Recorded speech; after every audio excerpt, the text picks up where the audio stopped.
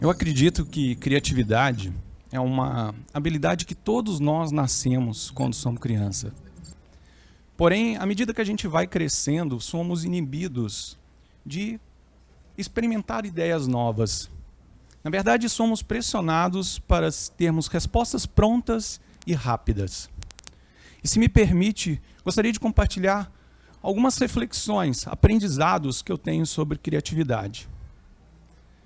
Certa vez ouvi minha mãe dizer que quando eu era criança adorava inventar histórias, criar jogos.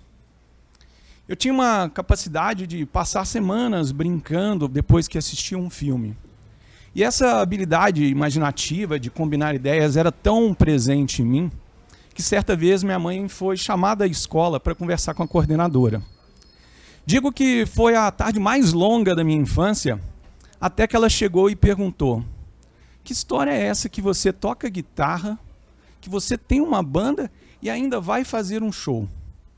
Bem, na verdade eu tinha uma banda com meu vizinho, era uma banda imaginária.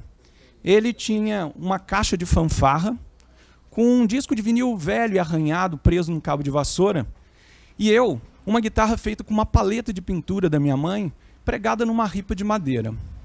E aqui eu paro para fazer uma primeira reflexão. É fundamental para a criatividade que você exercite a sua imaginação. A imaginação é a sua capacidade de conseguir formar imagens além dos seus sentidos. É preciso que você explore ideias, que você combine e que você quebre padrões. Imaginar é o elemento fundamental para a criatividade. Desde que eu ouvi uma guitarra e toquei nela pela primeira vez, eu tive certeza que eu seria um músico na idade adulta.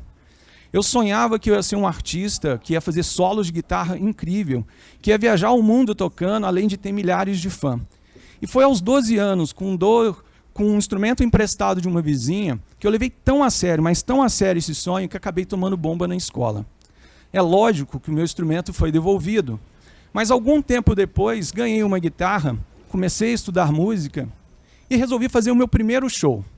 Com isso eu ensaiei algumas músicas, depois eu fiz os ingressos, desenhei no papel, recortei e vendi.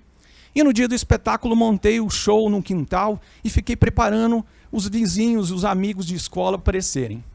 Eu tinha certeza que ali eu começava a tornar o meu sonho realidade. Mas foi alguns anos depois que eu me inscrevi num festival da escola e ganhei o prêmio de primeiro lugar geral do festival, além dos prêmios de melhor música e melhor arranjo. Enfim, sabe quem estava lá na plateia, além dos meus pais? A coordenadora, aquela que conversou com a minha mãe algum tempo atrás. E ela comentou, ele bem que disse que ia tocar guitarra e fazer shows.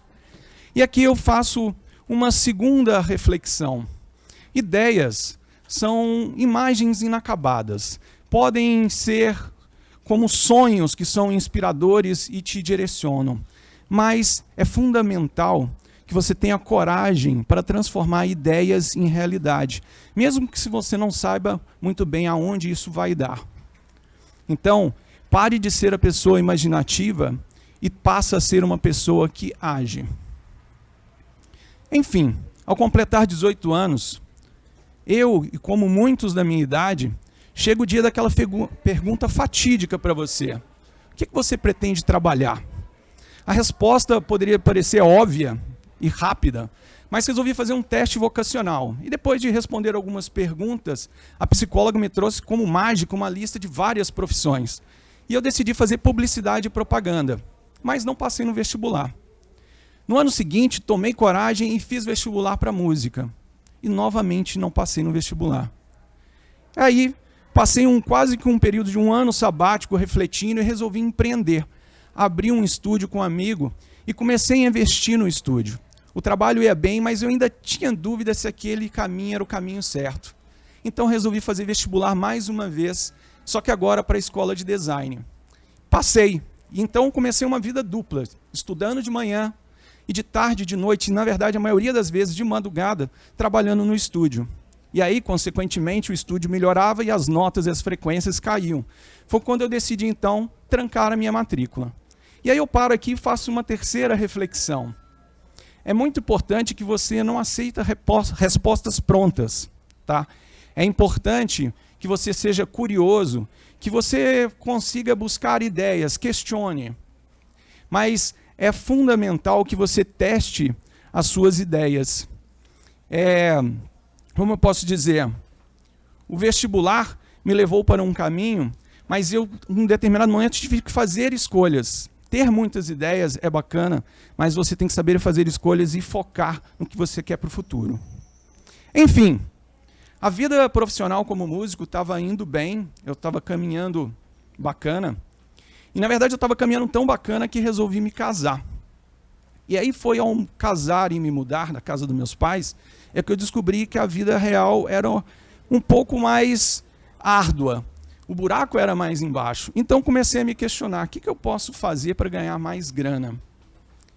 Enfim, refleti um pouco, mas por estar tão envolvido em softwares e sistemas de gravação que resolvi fazer computação. Iniciei um novo caminho, trabalhando e também estudando, e logo na sequência que me formei já fiz uma especialização na área de design. E aí eu paro e faço uma outra reflexão. É muito importante que você valide as suas ideias, que você valide as suas hipóteses, mas principalmente não se apaixone por elas. Teste na vida real as suas ideias e, principalmente, aprenda com os resultados e as respostas que o mundo lhe dão.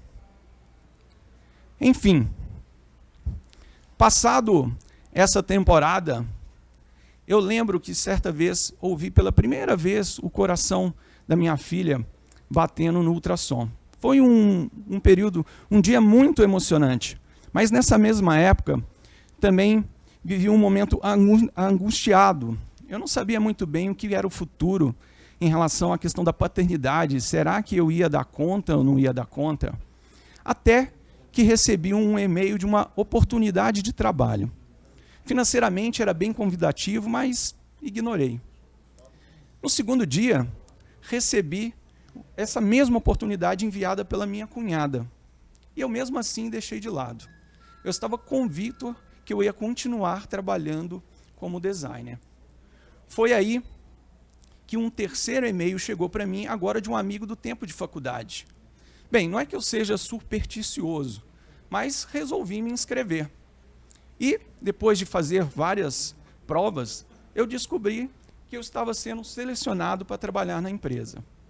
Comecei ali um trabalho que, apesar de começar como programador e não era o que eu tinha previsto, eu comecei como programador, fui aos poucos aprendendo mais sobre o negócio como analista de sistemas, até que finalmente eu comecei a trazer os meus conhecimentos de design para dentro da empresa e hoje trabalho integralmente. Foi essa oportunidade que trouxe para mim um novo caminho, com 1000 possibilidades profissionais, e além disso me proporcionou de quê? Eu poder construir uma família saudável, ter a minha casa, ter principalmente violões e guitarras. E o que eu faço uma reflexão nesse momento? Nem sempre a sua primeira versão, a sua ideia de projeto vai ser a mais acertada. É fundamental que você treine a sua capacidade de adaptar e aceitar as mudanças que vão ocorrer no caminho. Às vezes, recuar pode ser uma boa estratégia para você continuar progredindo, caminhando passo a passo no seu projeto. Recentemente, eu descobri que criatividade tem 4 tipos. Os insights criativos eles podem ser mais espontâneos ou eles podem ser mais deliberados, como disse um professor de psicologia, Arne Dietrich. O primeiro tipo está muito relacionado à questão do processo criativo dos artistas, do músico, por exemplo, onde o seu insight criativo é muito associado a um dom, a um talento, uma inspiração divina.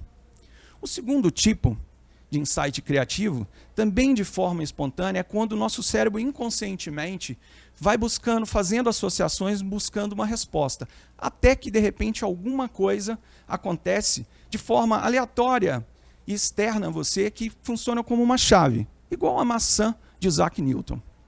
Um terceiro tipo de criatividade é quando você, de forma deliberada, faz uma imersão aos seus sentimentos em busca de respostas para um conflito pessoal, como uma sessão de terapia. E, por fim, um quarto tipo de criatividade é quando, de forma deliberada, sistematizada, você cria experimentos, testa, observa, aprende com aquele experimento, e aí você adapta uma nova versão e vai progredindo assim sucessivamente. O que eu aprendi com isso é que criatividade é algo que pode ser sistematizado e vai permitir que você deixe de ser apenas uma pessoa imaginativa, cheia de ideias, e passe a ser um indivíduo criativo que resolva problemas. Por fim, a minha última reflexão e aprendizado é que criatividade por si só não basta. É fundamental que você saiba responder problemas. Criatividade é uma habilidade para resolver problemas. Então você tem que aprender a fazer perguntas. As perguntas, elas promovem o diálogo. As perguntas, elas promovem a empatia. Ela permite que você ouça antes que você proponha a sua solução. É muito importante para resolver problemas que você esteja muito alinhado, conectado a ele, que você entenda profundamente. E quanto mais você estiver conectado ao problema, são maiores as chances de você fazer uma entrega de valor e atender a necessidade do outro. Enfim, não faça como eu fiz quando perguntei: como que eu posso ganhar mais grana? Se eu tivesse refletido, pensado melhor, talvez eu falaria: como eu posso utilizar a criatividade para ajudar as pessoas? E como ouvi certa vez, não lembro bem quem é o autor, é preferível você responder errado a pergunta certa do que você responder certo a pergunta errada. O meu muito obrigado.